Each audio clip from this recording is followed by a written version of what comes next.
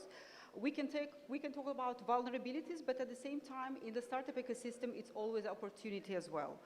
And because you know that the digital transformation that we have recently faced during the first 2 weeks of coronavirus, it's worth two previous years of all the digital transformation that occurred previously.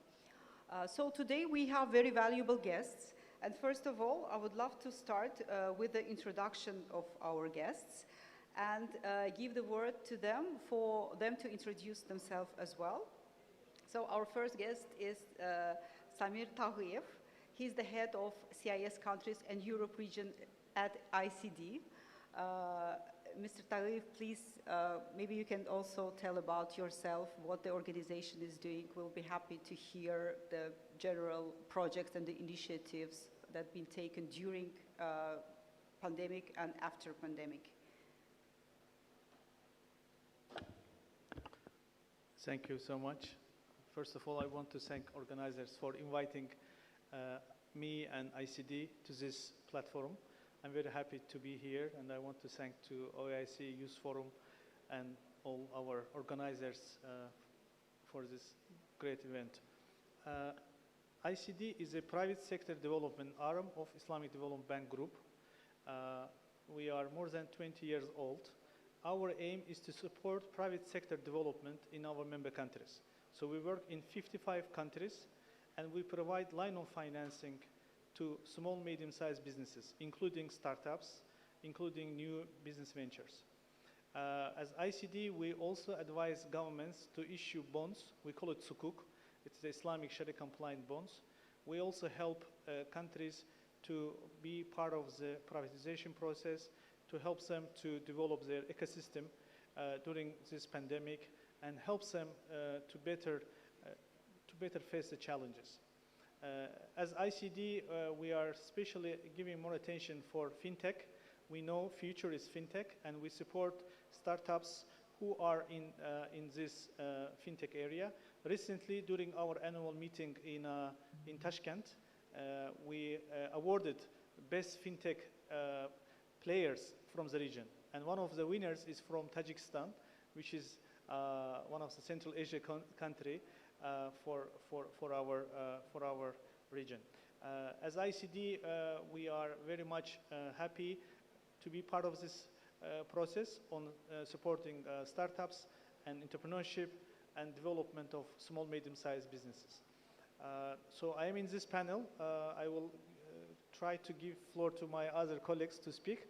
If any questions from Sabina Khanum or from you guys, I will be very happy to answer. And all day I will be here, so we'll be happy to meet with and discuss what we can do together. Thank you for inviting me.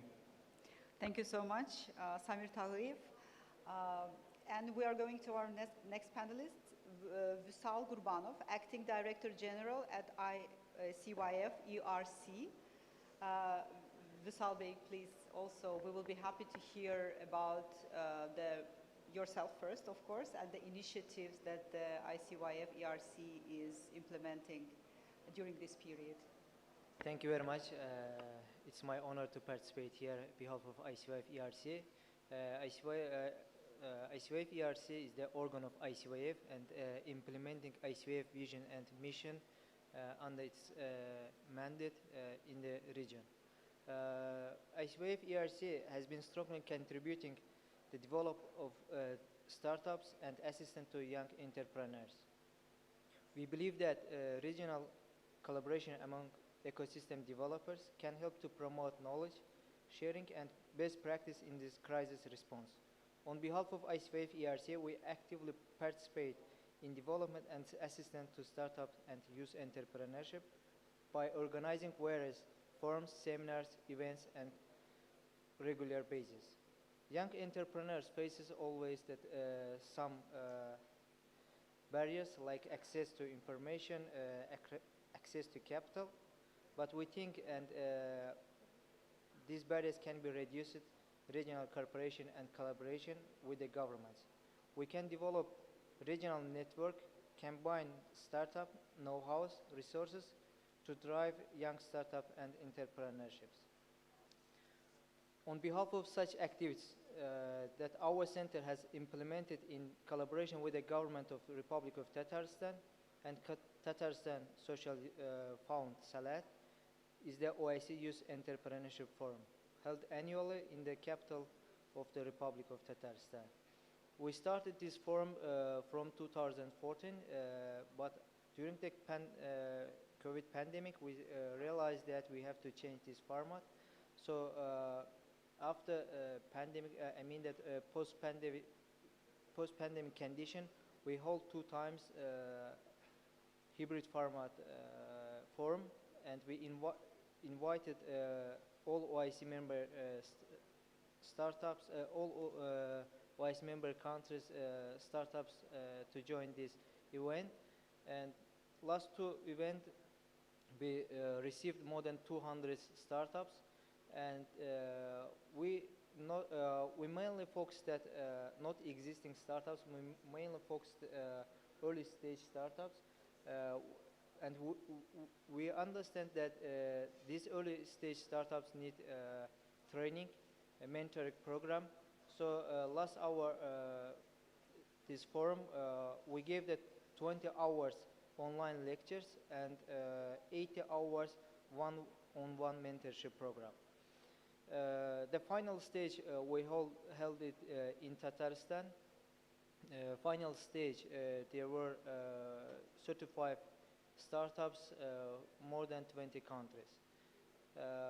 What our aim like this for programs, we want make the one kind of the bridge platform between investors and startups, government members, and between the startups. And we also understand, and the OIC member states has the significant problem for young women entrepreneurs.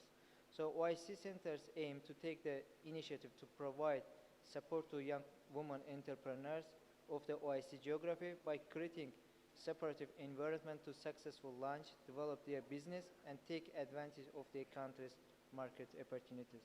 I would like, behalf of ICYF, ERC, and ICYF, invite all the startups join our programs. It is that mentoring programs, our training programs, webinars, and I do believe it will be useful for OIC youth. Thank you very much. Thank you very much, Vishal Gurbanov. And I'm very happy to introduce our next panelist, Hayale Mammadova, Vice Chairwoman of Young Businessmen Network of Azerbaijan. Hayale Hanım, please. Thank you a lot for providing this opportunity for us to introduce our organization among the participants of the event, because maybe they haven't heard about the opportunities available within our organization. Azerbaijan Young Entrepreneurs Network was established in 2011. It's almost 10 years. We are in the conducting activities, creating opportunities for entrepreneurs. I would like to mention that we all know that startups can be recent university graduates or full employees thinking of maybe leaving their jobs to start their dream business ideas, because there were such many interesting cases when we realized or managed projects. They were project participants. After attending some sessions, events, they changed their minds. They decided to become entrepreneurs. For instance, I don't want to just name such type of success story of the person, but that lady was editor of chief very famous journal. But after getting mentorship and specific participation in the projects related to travel, then she decided to build her own business. Now she's organizing tours to different regions with historical places to visit, some very interesting agricultural zones. It's quite very interesting. This idea has become from the projects that we realized with European Commission. Particularly, we organized study trip to Italy, because Italy has very diversified ecosystem for entrepreneurship, and most of the GDP, almost 80% of GDP based on micro, small, and medium enterprises. And it was really very good experience for us, for our organization, to learn Italian experience and then deliver such experience among our entrepreneurs. And from that project, many interesting activities were launched by our local entrepreneurs, particularly in agriculture sector. There was interesting initiatives between agriculture sector and tourism sector. They create combination, kind of synergy projects, and so far there were very interesting trends in the market, particularly after pandemic.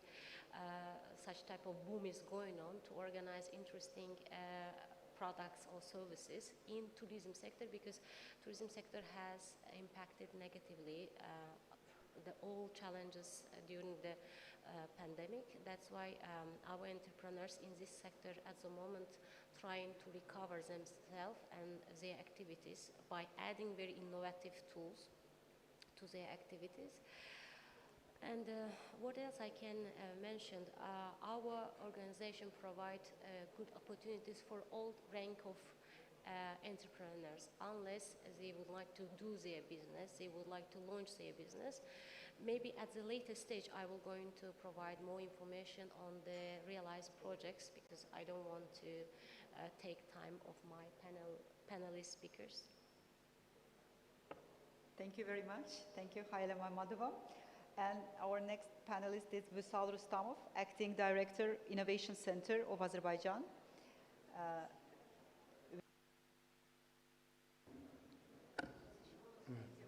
Thank you so much. First of all, I would like to express my gratefulness for your invitation to a beautiful event. I'm the Acting Director of Innovation Center under the State Agency for Public Service and Social Innovations. Our aim is to fuel the startup and innovations ecosystem in the country by different projects. Our launch projects, I can say Ignition project with Global 500, then the opening of Azerbaijan Innovation House in San Francisco, Silicon Valley in 2019. And regarding the topic, I would like to start my speech. COVID-19 pandemic has been a very hard period, but let's not forget that every crisis creates opportunities. In fact, many successful innovative businesses and more than 50 unicorn startups were created during this crisis. As an example, Dropbox, Facebook, Airbnb, and etc. At the same time, the pandemic gave us a unique chance to rebuild our economy with less negative impact. Post-corona period can be and should be startup renaissance, and it's up to us to take the right decisions and to build a resilient startup ecosystem. If we want to analyze startup ecosystem, we should analyze it as a whole. Because we should focus on all components, and if you assume the whole ecosystem as a pyramid, and the bottom, the first layer composes effective intellectual property, healthy banking, VC and financial system, sustainable ICT infrastructure, which includes high-speed internet, and of course, good governance. Government is working on these areas, and we can see very outstanding and supportive, highly supportive business-friendly reforms implemented during recent years. And the middle layer, as I mentioned in pyramid, is supposed to be science and technology-based industry, inventions, universities, research and development centers, tech talents, specialists, and only the top is the startup ecosystem, which needs innovative environment, and it's based on both of these layers. Financing is always one of the main obstacles for resilient startups. especially during the pandemic, we see that much VC, global VC funds, banks, even angel investors, they are acting very conservative. When the startups face this financial scarcity, of course, we see the flow of capital, the loss of their talents, delay with their projects, and etc. And to my mind, the second and most important issue is the scarcity of tech talent. As Innovation Center, as stakeholder in the ecosystem from government side, it's our duty to contribute to startups at all stages of their life cycle. We should also launch sustainable investor education programs, create our national venture capital firms and crowdfunding tools, and attract foreign VCs. I believe that we should also decrease their expenses, some operational expenses. In this sense, I can say that as an Innoland Incubation and Acceleration Center, we provide the startups with free co-working places. The human capital and education, generally capacity building, is an integral part of the system. Currently, we are implementing at the moment we are implementing the project. It's called Skills for Future, and the aim of the project is to train university professors as mentors at universities. So we believe that it will lead to successful ID generations and in future successful startups. We should also spend more on research and development.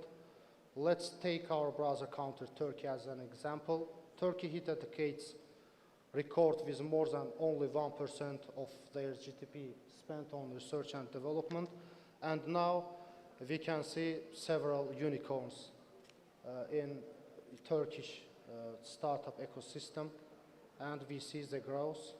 By the way, according to some rankings, Turkey is posted as the 44th according to the size of startup ecosystem. Regarding intellectual property, I think all countries, also Azerbaijan, must integrate the intellectual property laws to the world IP system.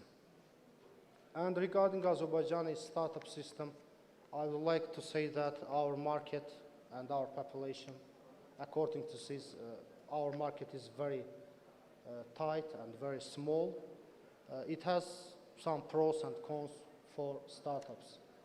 Regarding testing, it's a big advantage because for testing your product, it takes you very few years. But if these startups go global to more mature markets, to more bigger markets, it takes 3, 4, even 10 years just for testing of these products, and of course it leads to additional expenditures. One issue I would like to pay your attention, it's about counter-branding, because the aim of all local startups should be to go global. Counter-branding, it's not a new notion. It's called a counter of origin effect. It gives credibility to a startup when it goes global. We see it in examples of post-Soviet countries, for example, Baltic countries. Their efforts became successful. Estonia is referred as the digital nation, Lithuania as fintech innovator, Latvia a place for experiment. Besides branding, the Latvian authority went beyond of it, and they create immigration initiatives to attract international talent. That includes the startup visa, the startup law. We are also following the startup ecosystem of brother country Turkey. In news, you can see some names, some successful startup names like Brew Games, FOMO Games, Peak Games. They have raised millions of USDs to make mobile games as Turkish startup market continues to grow. This is predictable because within the last 2 years, Zynga has acquired three gaming studios that the valuation was more than 2.2 billion, and to my mind, Turkey could achieve counter-branding on the niche of gaming in the global startup ecosystem.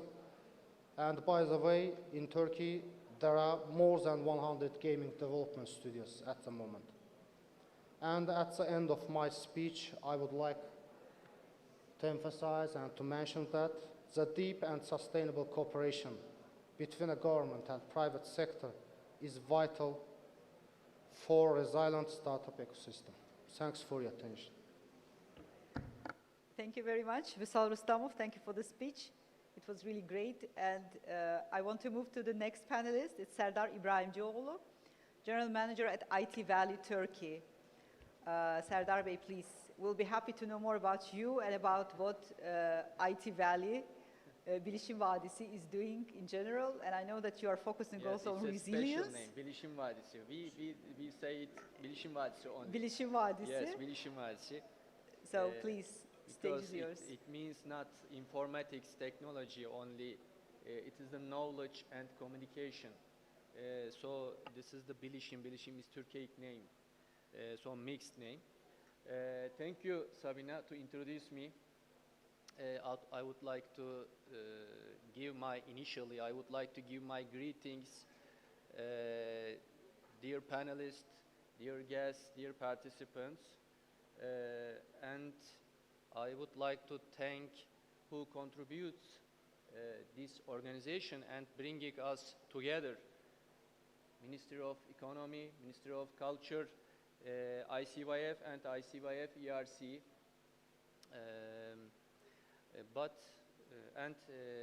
I am Serdar İbrahimcioğlu, Bilişim Vadisi General Manager and Board Member.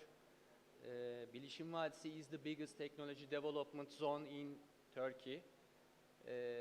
And Bilişim Vadisi gives some tax advantages, support the entrepreneurs, startups. We have investment funds. But first, if you can allow me, before I start my speech, I answer one question: what is the resilient? What is the resilient? Because it is the name of this panel, resilient startups. So, what is the resilient? Simple and clearly, it means recover quickly from a difficult condition. So, when you fell down, 1, 2, 3, 4, boxing arena, like such as a boxing arena, 1, 2, 3, 4, what do? Then, you try again, and counting number, 1, wake up, 2, stand up, 3, woke up, 4, jump up, 5, you fell down again. But fell down again, it doesn't matter. Start counting. 4, no voice. 4 is jump up, because you have learned. No wake up, no woke up, no stand up. Then jump up, and 5, ramp up. Ramp up again. And 6, 7, ramp up. How long will it last? Until you get the target. It is resilient. Resilient, it means this, all the activity. Then the secondly, after COVID, we ask this question to the ecosystem, startups. Ask one question. Hello, is there anyone alive? Alive? Can you hear voices? No. This is the resilient capacity. No voice. If you hear some voices, yes, they are laughing, they are listening, they are working. So, intensity of the sound, it is the resilience capacity of startups. So, it determines resilience capacity. Pandemics, disaster, economic crisis, social crisis, all the things are difficult condition. And they calculate the resilience capacity of startups. Okay, I seem to hear. The voices, we knew them, we learned them. Can I continue or finish? I mean, Maybe- we will maybe have you- more you- questions maybe you at the ask same question. time. Yes, Okay, we will have more then- questions, but I absolutely then agree with you. Second turn, I Okay. continue again. I mean, like Thank you once very much. interpreter is entrepreneur is always entrepreneur. So that's why it's a kind of mindset. I mean, like you fail it until you make it. Actually, so But I can't hear voices and from entrepreneurs. yes, you have to meet with the guys. Definitely, they have Yes. something to share. I mean, like when we're speaking about different sectors, I know that our panelists mentioned different sectors, for instance, and you mentioned fintech. We talked about agri-tech here. We talk about e-governance here, the woman entrepreneurship.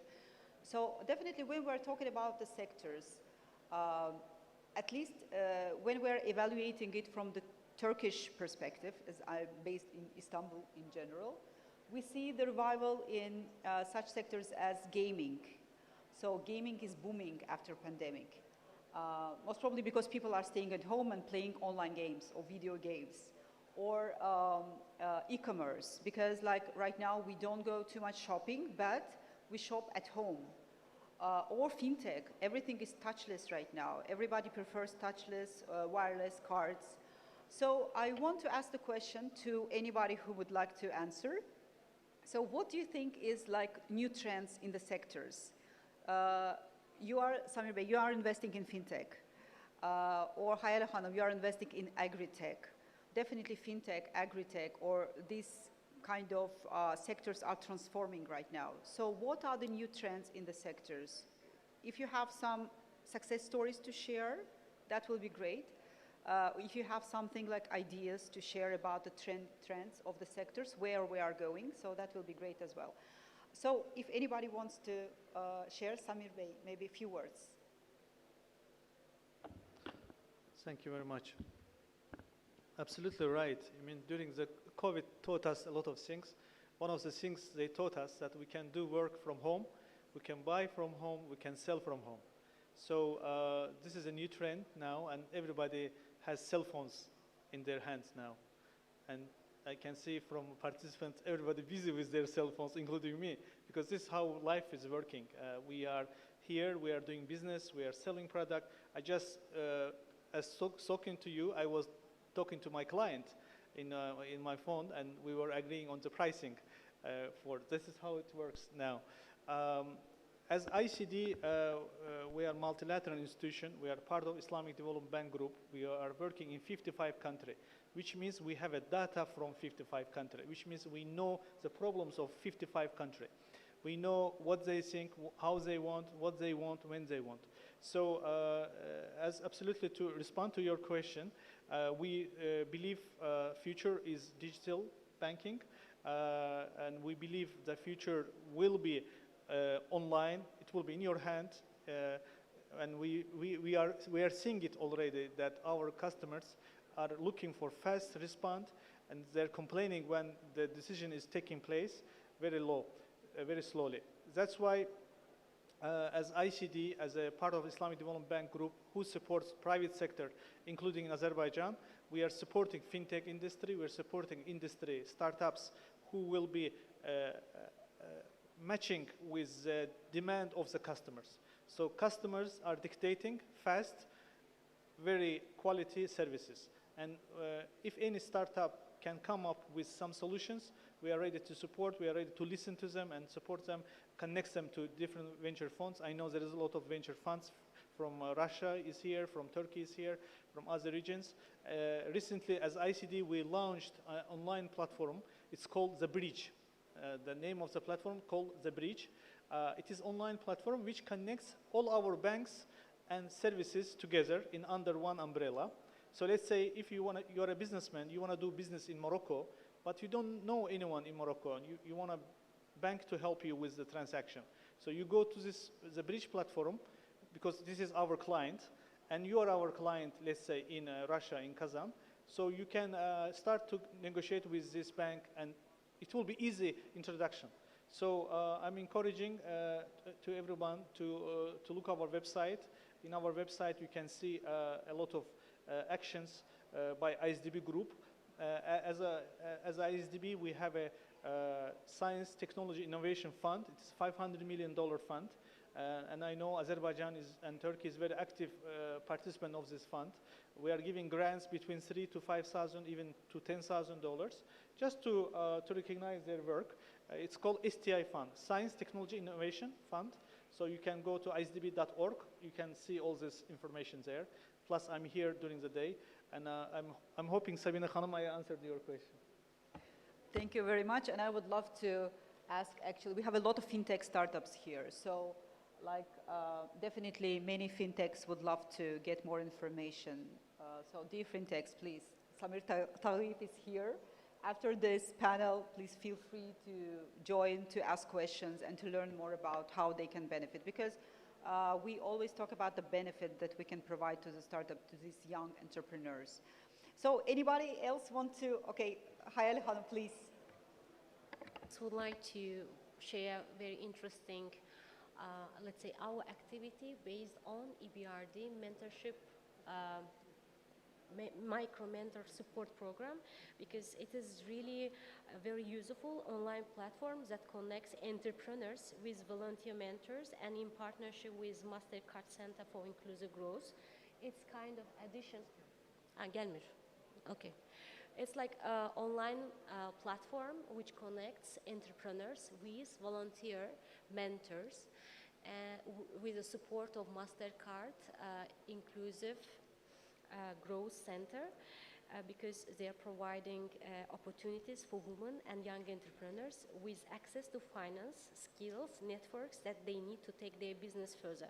By the way, this platform also based on MENA region, which cover Middle East and North African countries, and including Azerbaijani entrepreneurs are also last year were involved into that platform. It can be also very useful for entrepreneurs from Turkey or other countries. I do believe that you will going to find interesting materials and resources in that platform. And last year we also joined UNICTAD, it's United Nations specific institution for women entrepreneurship. They built a specific online platform for women entrepreneurs, because they had some specificities based on gender, because they think that women are not that active among entrepreneurs. In order to encourage women, it's absolutely free of charge. I highly recommend you to promote these opportunities within your organization or members that would like to increase their skills or enlarge their network and to learn more, because entrepreneurs are very, very dynamic and they are changing. And those entrepreneurs who were innovative, who kept creativity, who kept adaptability, they could survive during the pandemic. That's final notes that I would like to share. Thank you, thank you. Yes, if we will take a glance at the global entrepreneurship ecosystem, I mean, like when it comes to women founders and co-founders, it's only 20%. So it means that we still have to motivate women to start their business, to do something. I mean, in Turkey, it's even less, it's 16%. So yeah, the numbers are quite low. I know that other panelists also would love to share some information about the sectors, please. Yes, thank you very much. I just want to mention that, as I told, our platform, we start OIC Youth Entrepreneurship from 2014, but after pandemic, we realized that the startups also changed. I mean that kind of the startups. As you told, some startups, some business, we saw that boom, and this boom also related health technology, education technology, and last 200 startups, among the 200 startups, almost half of them is regarding to these two issue. And also I would like, thanks Mr. Samir Bey, this information very useful for us because that we will implement this your statement between among the OIC youth. We will invite through our ICYF and ICYF ERC platforms, invite them to join your programs. Thank you very much. Thank you very much. Yes, Vishal Bey, please. I would like to add some trends in industry at the moment. I think startups should focus on these technologies and trends. The first is the integration of communication tools into business applications. Salesforce acquired Slack and Microsoft integrated Teams into business apps. E-commerce skyrockets, and they already started, but in future it will increase because augmented reality, virtual reality, and 3D modeling, all of them will be integrated to e-commerce. And the third, it's very popular, artificial intelligence, which covers machine learning, object recognition, big data, natural language processing, all we see in films and movies, Netflix, we saw these translations. We live in the world where the usage of IoT and cloud technology is increased, and it's due to reduced cost, remote controlling and monitoring.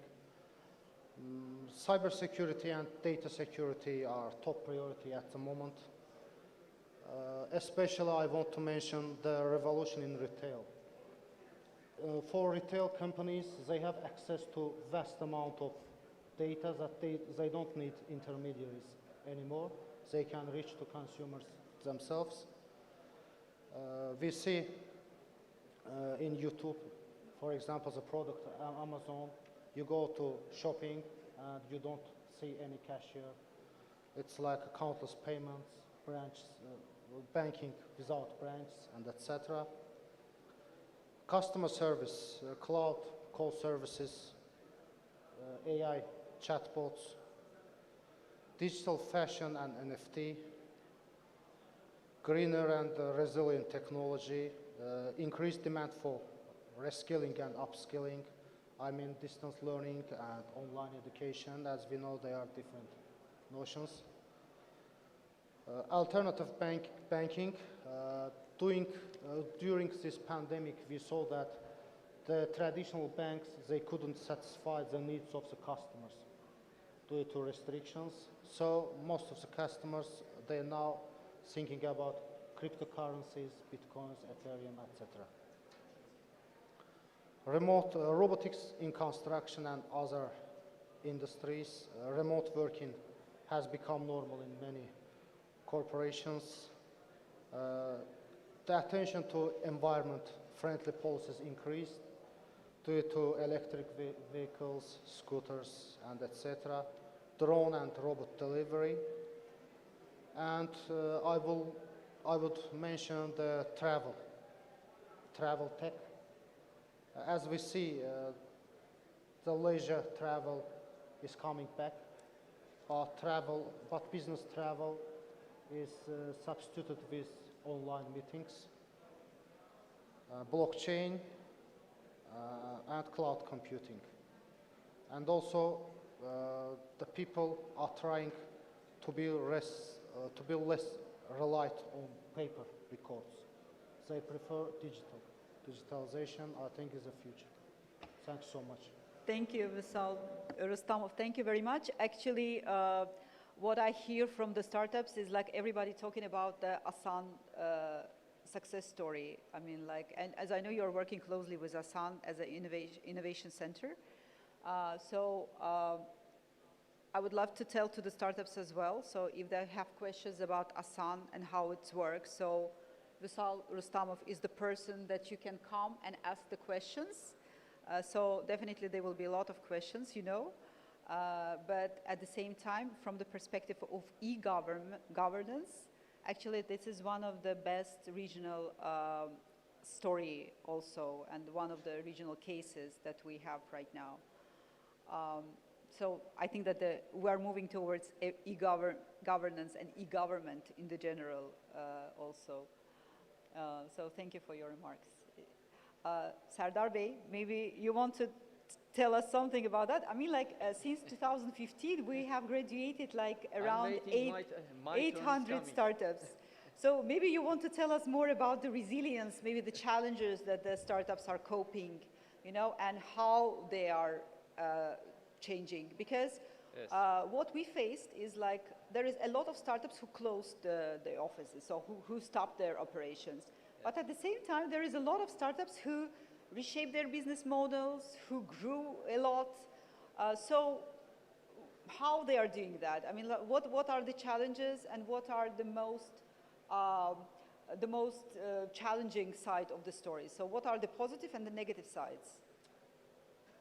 A good and long question, but no problem. Your question, your first question is, what about technology changes? What happened? Technology changes. For example, you said game, but especially mobility. Mobility is change. Dear audiences, everybody knows electrical and autonomous vehicles are coming instead of internal combustion vehicle. No matter, we have scooters. As the habit of going one place to another place changes, but no matter, it leads new technological conditions, new technological solutions. There are more opportunities for us. In Bilişim Vadisi, for example, in Bilişim Vadisi, we support the startup based on technology.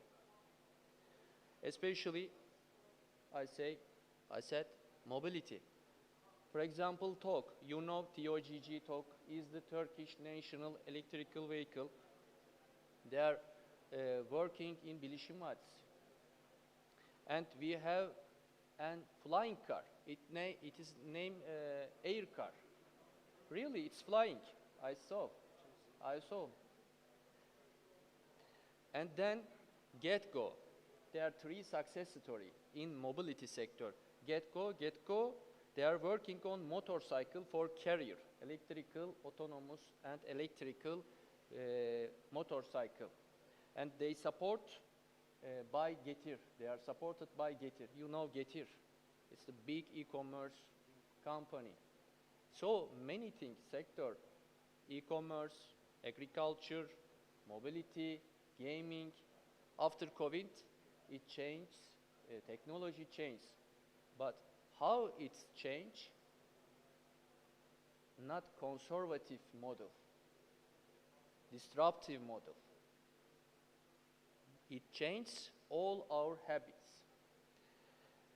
And then we have venture capital investment fund. Your second question. How do you motivate startups or ecosystem? We have venture capital investment fund. And during the COVID, we meet over 150 startups out of Bilişim Vadisi. And we invest 10 at 10 months. We invest 10 startups at 10 months. 1 month, 1 startup. Where is the lucky startup? And we support, we provide taxes. Bilişim Vadisi build infrastructure, superstructure for technology companies, give lands for R&D companies. Then we provide tax advantages, custom taxes, such as personal taxes, income taxes, etc., and corporate taxes. It's most important.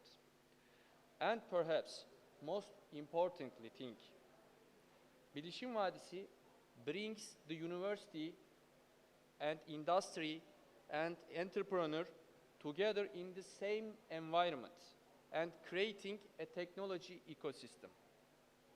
In addition to this organized acceleration program, you know, you did many Of course I know. acceleration programs. You did many I know most acceleration of the, programs. yes, of course. We have done like 73 programs so far as Yes. headquarters.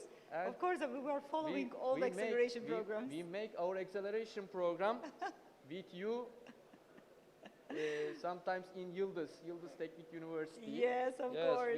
we are working. We were working. Yes, it was together. 120 entrepreneurs from Yıldız Technical University Yes. in 2018-19. Of course, I mean, like, definitely. It's my bachelor degree, Yıldız Teknik University. I like Yıldız. And so that they can reach investment funds, this acceleration program.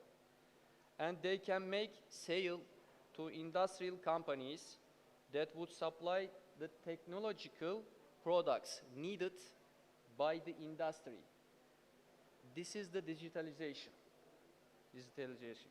Finally, we will be more resilient than before, I think.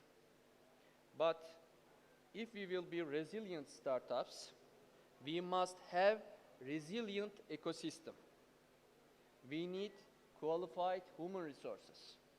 We need regulative policies, common regulative policies in another country. And we need work harder, we need work together. The last sentence? And Sure. final. Okay. Sure. Resilient ecosystem has experience. Our ecosystem is working since 20 years in Turkey. As a result, we will be ready to share our knowledge. We will be ready to bring our ecosystem here. As always, we say, together we can. Great, thank you very much. Thank you very much. Thank you. I mean, as I understand, we have lack of time and we are supposed to conclude very soon. So I want to ask like a last positive question. So what about the perspectives? What about the future? So a lot of things changed during pandemic. So we see the increase in technology, we see increase in adaptation, in customer behavior, I mean the changes in customer behavior, increase in technology adaptation, increase in fundraising and the investment. Even when we are talking about the Turkish startup ecosystem, the investment range in 2020 was $140 million, like in general for the Turkish investment. But in 2021, it is already $1.4 billion. So you can see that it raised like 10 times in terms of the investment. So what about the future? Where we're moving actually? So how do you think, what will be the perspective with the investment climate? So I think that's a positive thing because most of the startups here, they are waiting for the investment. They are here to raise money as well, to work with the big companies and organizations and corporations. But at the same time, yes, everybody needs money. So what about the investment perspectives? So any kind of vision from your side? If anybody wants to share, that will be great as well. Hayala Hanım, please. Okay. You know, I would like to share two aspects two aspects. One from the investor perspective and one from entrepreneur's perspective, because investors are only thinking on making money from the money, and they are not so much interested in taking risks of entrepreneurs. And in this process, they are involving intermediaries like financial institutions. It can be banks, it can be other, they can be different schemes, okay? But in order to share risks, it's all about risk because investors are not interested in losing their any single money. And entrepreneurs are struggling because particularly startups are struggling because they have very, very innovative ideas. It can work, it cannot be work as well because they need to test in various circumstances. Let's say it can be in incubation process or it can be venture process. We can call it differently, but the key concept is like this, that entrepreneurs are really need some funds in order to test their business activities. But I would like to encourage all entrepreneurs and startups. They need to be more persistent in their actions, in their business. For instance, when there was a pandemic, women entrepreneurs become more innovative, particularly they are in fashion industry. They immediately start to apply digitalization processes into their business models. There were so interesting digital fashion shows. There were so many interesting digital applications to design their masterpieces. And that's why I'm saying that be more creative. If you have one challenge, entrepreneurs should think alternative ways, how to modify, how to change existing business processes, and submit it to the investors in order to convince them to get some funds, because without real business plans, detailed analysis, it is hard to get or raise funds. There should be justification. There should be more arguments within the business plan in order to get funding. And I would like here to share very interesting and first know-how in Azerbaijan. One entrepreneur from Azerbaijan start to apply virtual warehouse concept in its business. It is Israq company. They are making handcraft design boxes, and they are being in Azerbaijan applied digitalization tools using virtual warehouse concept. They could deliver their own goods around the globe using Germany hub. So it was very interesting, innovative approach to the business modeling. So don't lose your hopes, particularly if there are here startups. So if investors are not interested to finance your project, try to keep up, look for other investment opportunities, and particularly there are so many hubs, so many projects that provide financing opportunities for entrepreneurs. So keep moving and never lose your hope. Thank you very much. It was really motivational, and I want to thank you really because you're sharing a lot of cases from your organization and from what you are doing. I think that sharing experience and sharing cases is extremely important. This is what we are doing with our mentors, with our investors, even between entrepreneurs. I mean, like, because if somebody already has done that and know how it's doing, I mean, like, there is no need to reinvent the bicycle because it's already invented. So thank you very much, Hayri Hanım. So about our other panelists, so maybe somebody wants to share something. Yes, please, Salvi. I just want to conclude my my speech in this panel. Just the beginning of this panel, my panel's friend, Mr. Rusal, mentioned that in every crisis there is opportunity. I want to explain this is coming from where. It is a very famous Chinese proverb. My background is Chinese, that's why I will mention that. Chinese tell, 有危机一定有机会的. If you heard about this, 2 times you heard about G. G means one is problem, crisis. The second G mean is opportunity. So I want to tell the startups, all kind of conditions, all kind of COVID time, don't forget there is also good opportunity to overcome this hardness. Thank you very much. Thank you. Thank you very much. Yes, please, Visar Stamov. My colleagues highlighted as they see opportunities about the future. I want to focus on financial part, and my point of view, I believe that the future financing of startups will be related with crowdfunding, and if the regulation will be successfully implemented, it will be a viable financial tool for startups.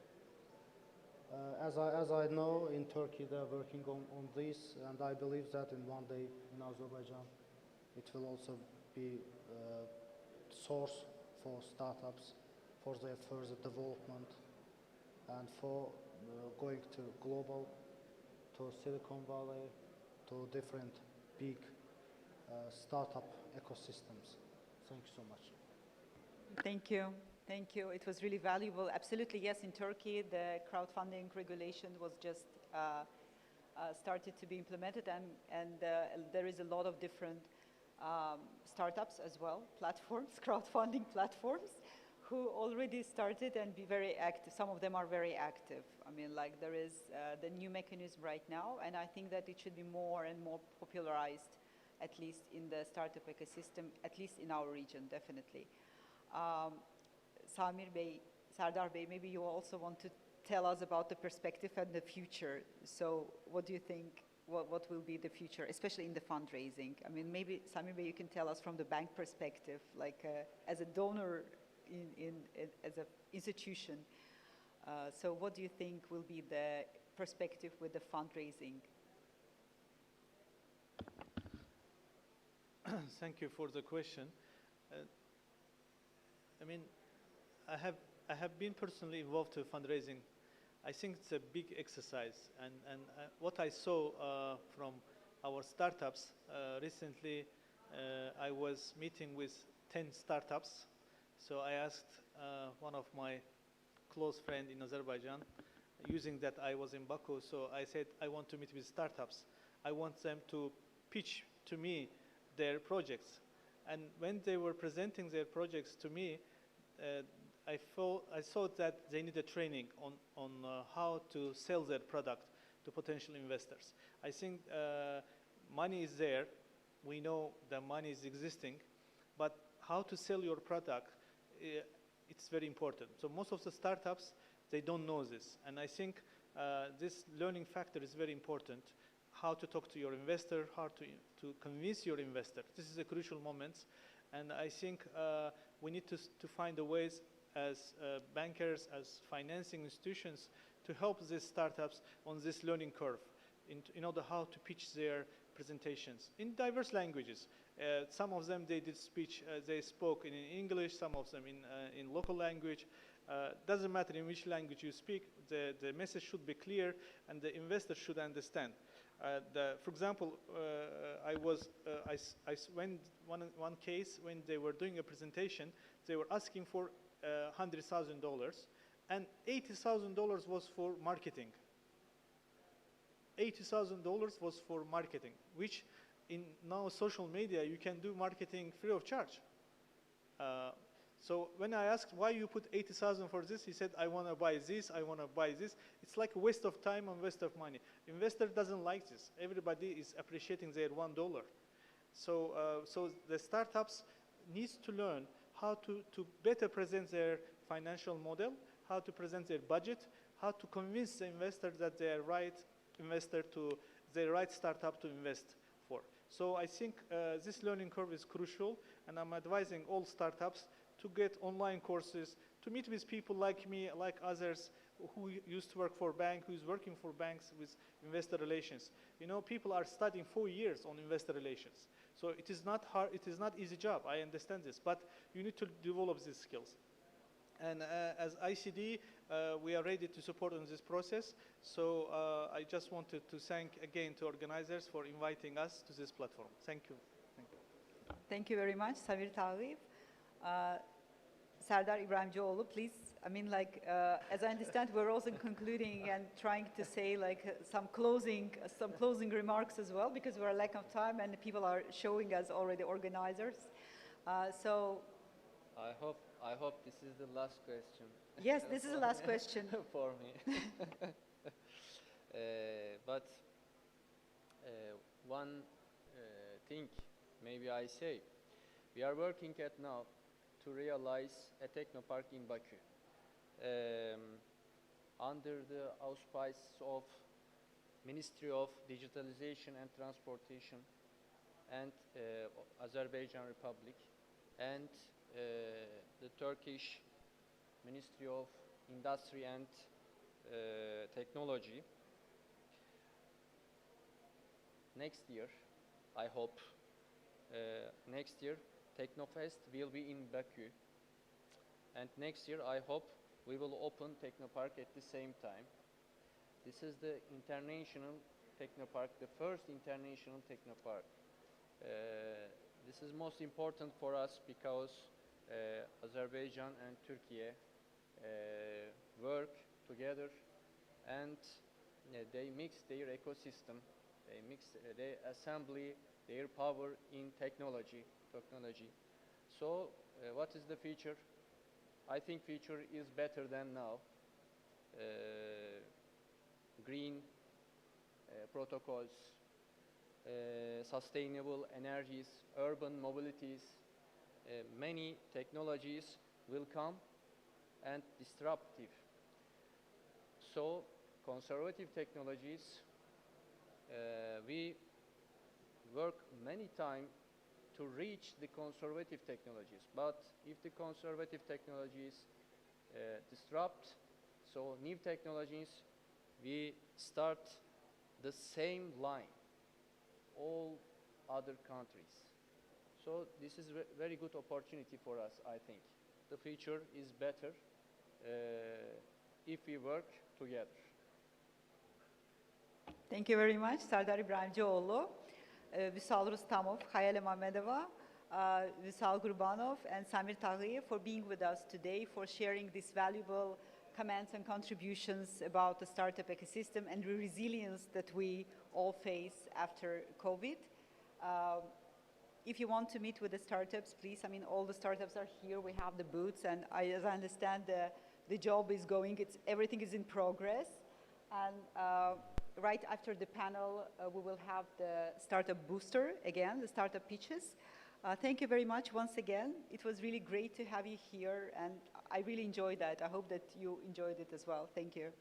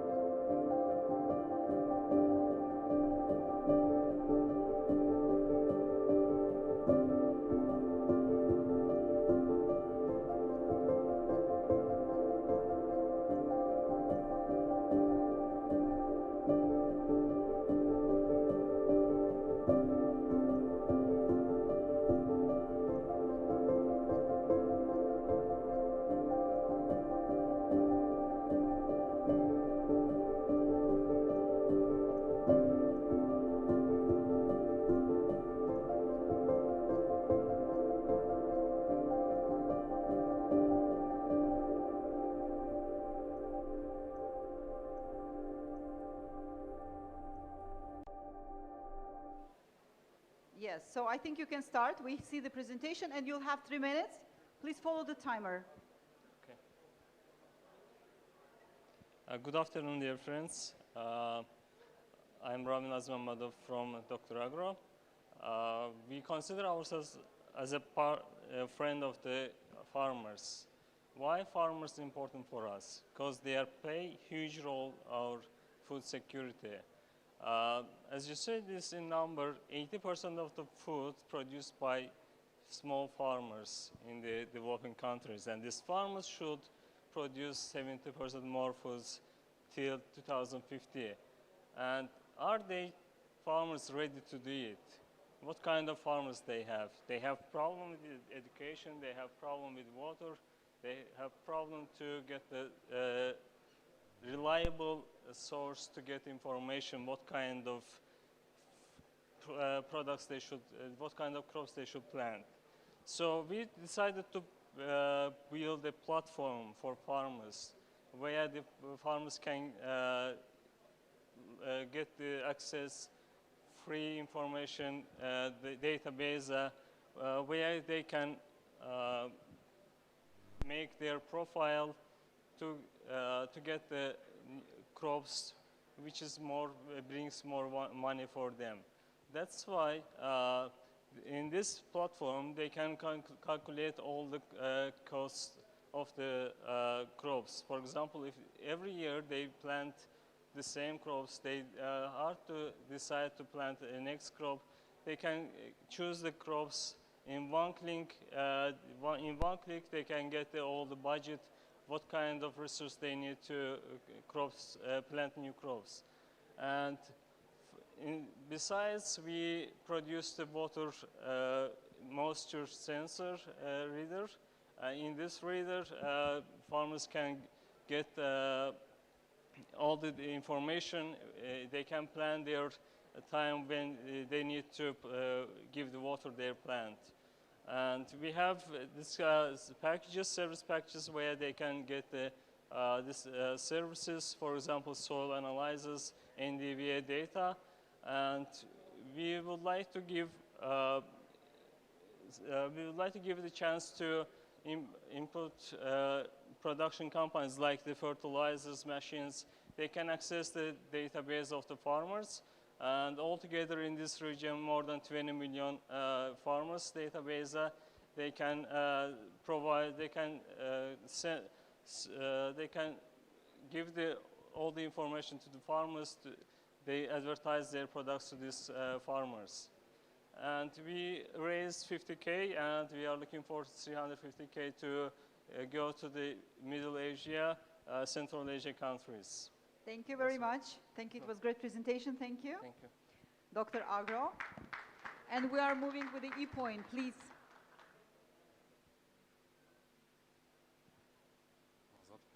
Да, назад. Да. 1, 2. 1, 2. Start. Hello, everyone. My name is Hassan. I represent the global innovation company based in Baku, and I would like to present you our project called ePoint Us. It's a digital payment aggregator and e-commerce platform for small and medium-sized businesses based in Azerbaijan, but we're looking for worldwide partnership. What the problems that are faced by the small businesses? They have problems obtaining the e-commerce from the banks. That takes 20 to 40 days. The unfriendly interface of the e-commerce, the payments take time to settle, and also they are mandatory connected to one of the banks. Also, most of them do not have websites, so they don't get online payments and losing customers. And as a result, only cash transactions are made with no tax paid to the country. What we offer is a convenient and fast registration. It takes only 3 minutes to register on our platform. It's free of charge business page. It's acceptance of secure payments with foreign and local cards, a referral program as a bonus, recurring payments, and the downloadable final reports. Also widgets and APIs for both web and applications. According to the statistics, there are approximately 700,000 legal active taxpayers in Azerbaijan Republic, and 95% of them are small businesses. So we have approximately 600,000 potential customers. We're aiming for the market share of 3% by the end of 2023. That will possibly give us the, in a bad scenario, the turnover of $120,000 million. And regarding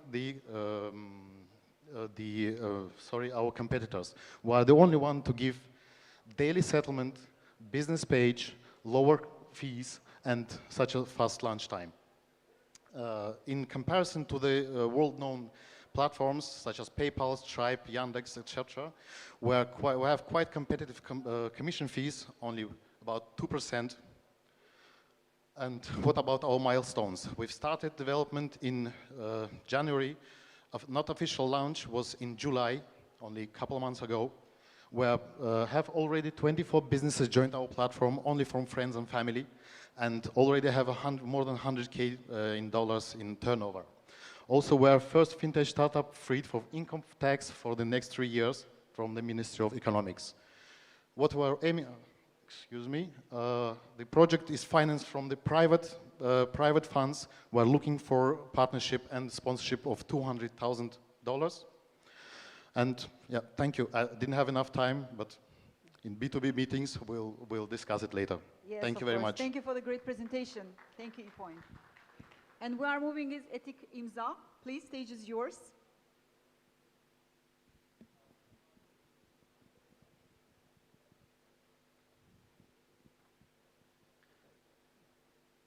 Hello, my name is Erhan.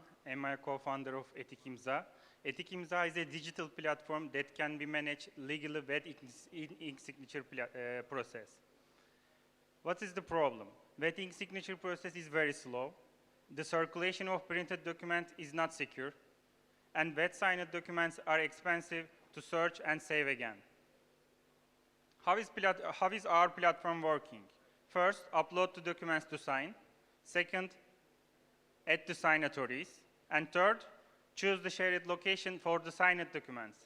When start to press the send button, after that point, Etik İmza, like a digital courier, goes to every signer and put their signature, complete the process fast, secure, and cheap. When signer open the sign-in screen, they put visual signatures, sign with e-token, mobile ID, and ID card. And we are working on Hasan İmza integration for Azerbaijan market, and completely successful. We have two business models. First, subscription-based model. In this model, fare based in number of signatures you want. And second, we provide on-premise to our customers. There are 35 companies which we know in this market, and permanent companies, Adobe Sign, DocuSign, HelloSign. Our biggest feature separates us from those companies. We are able to e-sign ID card and with legal timestamp. In this graphic, frequency of the signature and criticality of the document. As you see in this graphic, there are lots of documents types. Some of them are critical, but signature frequency is low. Some of them aren't critical, but signature frequency is low. According to Eurostat 2019 data, there are 23 million SMEs in Europe. If these companies sign 3 documents per month, there are 70 million signature market per month. And we are targeting which part show with green. Our metrics, we have already had 4,500 users, 1,500 more companies, and over 1 million signatures so far. I trained to be computer engineer and business administrator, and also I worked in government institution e-solution department between 2000 and 2010. My partner is also electrical engineers, and he's a software specialist and e-signature. The other friends of the teams support us for customer relations and sales. These logos, some of our references. Thank you. Thank you, Etik İmza. Thank you, Erhan. And we are moving with Glory. Please, stage is yours. You'll see the time on the timer. Yes, yes, just move it. Hello, my name is Anar. I am the founder of Glory. Well, automation and thinking machines are replacing the human tasks and jobs and the skills that you are looking for in your people. Oh, sorry. So, the ADECO group reports that 95 million people will need reskilling by 2030. So how do you prepare your talents for the future? How you attract, keep, and motivate the people that you need? Therefore, you need to adjust your talent strategy to the future world of work. Considering this, Glory team, is working on building an end-to-end digital HR platform to help companies transform their talent strategies. This is the platform where machines and humans collaborate to make better and more informed decisions. Here we have two major components. A talent acquisition platform is for letting the HR professionals to automate the routine, time-consuming tasks, and implement more data-driven policies, while employee management platform focuses on predictive analytics, helping companies to predict the future, drive better culture, increase engagement, reduce employee turnover. So our product is a scalable product and is built for today's world of big data. There is a fast-growing market that is offering a niche to grow among cumbersome products. Unlike our competitors, we use predictive analytics, helping companies to make predictions for the future. What will the future like? Who's gonna leave the company and why? Whether their employers are happy on their workplace or not. So we are B2B and SaaS product. We have monthly and yearly plans, hybrid and perpetual license offers for the data-sensitive companies. Up to now, we have been able to onboard four largest banks of Azerbaijan, and we have launched this year on March and raised $110,000 in families and friends round. We need an investment to work on more complex issues like conversational AI, natural language processing, performance management model, and also, of course, employment and sales marketing activities. This is our team. I have 15 years of experience in project management and product development. Tural and Ilgar is my beating heart, let me say, and together we have engineered Glory. And they have more than 10 years of experience in software engineering. Thank you very much. Thank you. It was a great presentation. Sorry. And we are moving with Insure Us. Please. Stage is yours.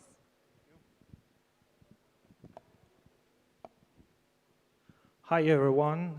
My name is Tahir Mamadov. I am Business Development Manager in Insure Us. Insure Us is a first and biggest online insurance platform in Azerbaijan. You can get your insurance fast, comfortably, and safely from our website. Our website is designed minimally styled according to our local market. It's very simple and functional.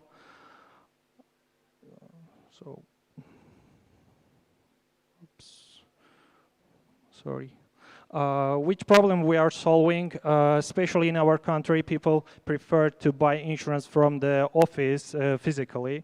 As a result, they lose time, they didn't compare their insurance companies. We are already changing these habits. We offer some solutions, accessibility. All insurance products can be purchased from our website and payment terminal, and people can get their insurance 24 hours through the day and compare their ratings and prices in all of insurance products. Fraud cases is prevented on our platform as a customer buy his insurance himself. We have all certificates to working as insurance broker in the Azerbaijan insurance market.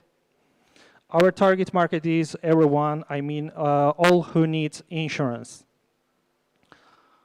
You can discharge of the insurance payment collection from the 2018 to 2020. And you can see that our local market share was $418,000. And in this year, we aim to double. We have two kinds of competitors in the market, direct and indirect, and we know all competitors in the market very well. And competitive advantages are being the first in the local market and 24-hour service, online service, fast service, compare opportunities, and we have also API and iframe technical web service. We have two kinds of business model, B2B and B2C, all revenues generated on commissions.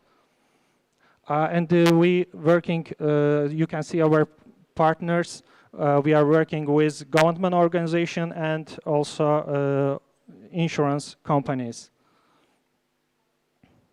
We are starting this project 2016, and past 5 years we developed our system and we growed our team.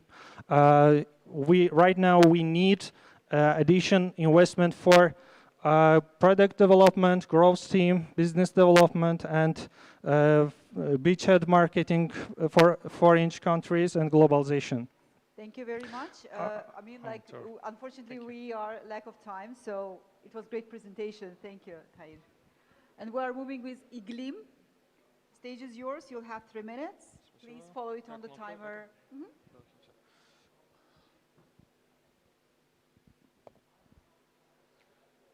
Hi everyone, I'm Tahir Bayramlı, and I present the Iglim. Iglim is the monitoring, alarm and control system.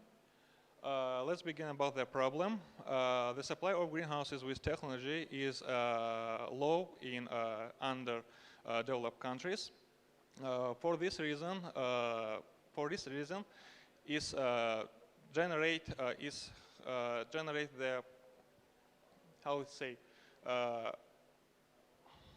it's very low in undeveloped countries. For this reason, it's difficult to ensure proper storage conditions for plants grow in greenhouses. This in turn creates the following problems. Yield is decreasing, fertile conditions are created for plants which lead to disease, fruits and vegetables ripen late, financial and moral damage, and attracting a lot of human resources to the greenhouse. The solution of these problems is Iglim. Iglim helps to constantly control and monitor the greenhouse. So remotely monitor and control greenhouse internal systems, instantly get call and SMS alarms, predict possible disease in plants based on information collected from sensors using AI. It's the main advantage of this device. Iglim can be used in greenhouses, pharmacies, warehouses, server rooms, facilities that require special temperature and humidity. We developed 2 types of devices. It's Iglim 1 and Iglim 2. In this slide, you can see the technical specifications of Iglim 1. The primary advantage of this device is ease of installation and use. okay, ease of installation and use, ability to control and manage the greenhouse via mobile app and web platform, insurance against any possible failure, 1 year of storage of all indicators, etc. eGleam 2 is more advanced than eGleam 1. You can connect 100 devices and sensors to the gateway. After connecting all the devices to the system, the AI will be able to predict plant disease based on data collected from the sensors using this our AI. About the marketplace, the estimated global area is about 5,600,000 hectares. 4 or 5 eGleam can be installed per 1 hectare, and the average life of greenhouse control systems is about 3 or 5 years. This means we can replace old systems in greenhouses with our eGleams. Thank you very much. Unfortunately, the time is over, but I want to ask a question. Do you raise money right now? Yes. Can I watch yes, if you can show the slides back. How much do you raise? We raise about $6,000–7,000. We have now customers in Azerbaijan. It's our farmers. Now, I saw our clients. Okay, so we have the slide right now. Just show me the investment slide, yes. This is our clients at now. It sounds unrealistic, but we haven't received the negative feedbacks from our customers. Our business model is B2C, monetization from sales of devices and subscription fees, sales from door-to-door sales in Azerbaijan and ads in social networks. Price of device one, eGleam 1 is cost $100, eGleam 2 cost is $300. Okay, great. Okay, unfortunately the time is over, so I thank you very much for the presentation, and we are moving with the medical, please. You'll have 3 minutes, and please watch the timer. Hello everyone, I am Turan Desyan, co-founder at Medical. We are on-demand mobile ambulance services. As we know, during the calling the ambulance services, there's a lack of the digital structure, such as you are not to share your exact location and you couldn't find the cases, or it should be mentioned before. And also there is not an opportunity to contact with the medical personnel, and also there is no information about the first aid. How do we know about that? We already experienced by ourselves. Once we called the ambulance services, they didn't find our exact location. After some period, they came and they didn't find any exact equipment for the cases. So that's why we developed the medical. We offer all the opportunities for the patients and also hospitals to contact each other. So that's why they can easily find the exact location with the precise destination opportunity. Also, there is the opportunity for patients to connect with the medical personnel while calling the ambulances. Also, there is the approved first aid information that if you are choosing your case, you will be informed about the cases and how do you treat your cases. So we already experienced the market, and we can say that we are going to reach the regional market, which is around $11 billion. So in case of our competitors, we can say that there is some our competitors, but Medical aim to cover all the lack of the digital infrastructure related to the medical and ambulance services. So beside the competitor, we can offer the business model, which is divided into 2 parts, which is the main part is the B2C.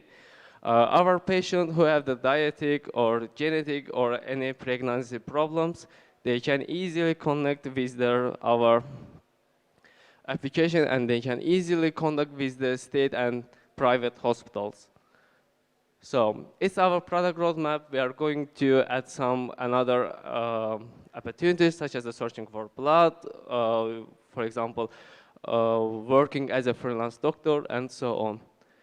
We just need to $20,000 to build our MVP and connect with the state authorities, which can be receive the chance to build our platform.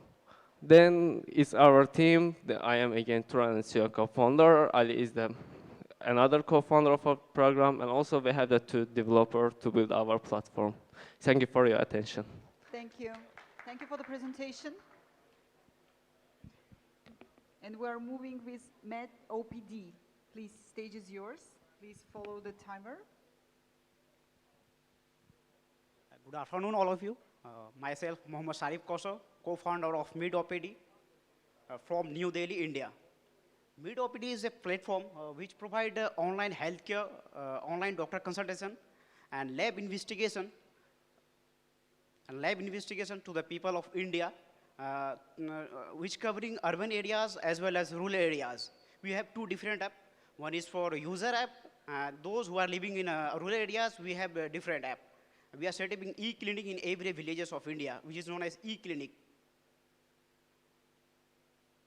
Okay, the problem facing in India is 9.9 million people die due to chronic disease. They are not getting regular consultation with doctors.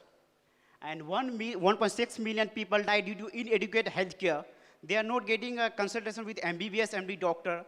And India is also facing a shortage of 7 lakh doctors right now. And 57% of allopathic practitioners are not qualified by the Health Ministry of India. And here is the solution. We are, those who are living in urban areas, they can directly consult with our user app, which is Med OPD app. Those who are living in rural areas of India, they can visit our Med OPD e-clinic, and they can consult a particular doctor with the help of Med OPD e-clinic. Total, we have 8,500 users in our user app, and we have 30 plus e-clinic in total different parts of India. The market side is, we have 377 million people who live in urban areas, and they have smartphone users. And we are expecting these users in our Med OPD user, and 833 million people who living in rural areas, and with 68% population of India. And we want to set up e-clinic in every village of India, and which is expected to be 6,64,369. And the Indian health tech market is estimated to be reached by 200 billion by 2020. Here is our services, just user app, e-clinic app. We are also developing our smart ECG devices. Anyone can take their ECG with our devices, and they can transfer their data to particular doctor with our app. We are expecting 4 lakh USD dollar profit from a single from user app consultation. We are taking only one consultation from user app. 8 lakh USD profit from our e-clinic, and total we are expecting generating of 90 million USD from consultation. We are revenue from lab investigation. We are expected to generate 8 lakh USD profit from in a single day from user app, and 1.6 million USD profit from e-clinic, and revenue will be 180 million USD from lab investigation. We are taking 20% of the lab test fee. We have a completed M-Find Docs app. Unfortunately, the time is over, so thank you Thank very you. much for the presentation. Thank you. Thank you for your time. So the last startup in this pitching session is ServiceSoft. Please, stage is yours. Thank you. Hi everyone, I'm Emre from ServiceSoft from Turkey. So, ServiceSoft is an AI-powered cloud-based platform that predicts malfunctions and enables maintenance processes to be managed. I'm having trouble with this. Okay. Only 1% of companies benefit from predictive maintenance. And because of unexpected malfunctions, companies face with mass production losses. Also, equipment fails over time, which decreases product quality. And finally, inefficient and repeated processes increase maintenance cost. By integrating predictive maintenance into maintenance management, devices can reach a technician autonomously before they fail with a 97% success rate. Also, all stages of the maintenance processes are managed on the same platform as well. In a $12 billion market, growing at 36%, we grew at 500% in 10 months. Although there are companies that provide predictive maintenance services as well as field service management in the market, Sersoft is the only company that provides both services in a single platform. Our service model is so unique that even our multi-billion-dollar competitor, a giant American company, wanted to buy our company at this level. As a business model, we charge for a subscription fee per user and per device monthly.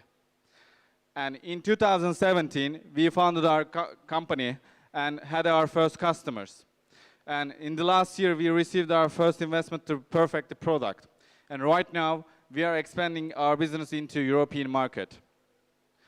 Currently, companies from 13 different sectors manage their operations by creating 1.5 million work orders annually through our platform. So far, we raised $183,000, and we are looking for $500,000 to expand our business into European market. So we have a balanced team of academics, sales, and engineers, so we have what it takes to scale up. And as a startup company, we have already dozens of international references, and please come and join our promising world. Thank you. Thank you very much, ServiceSoft.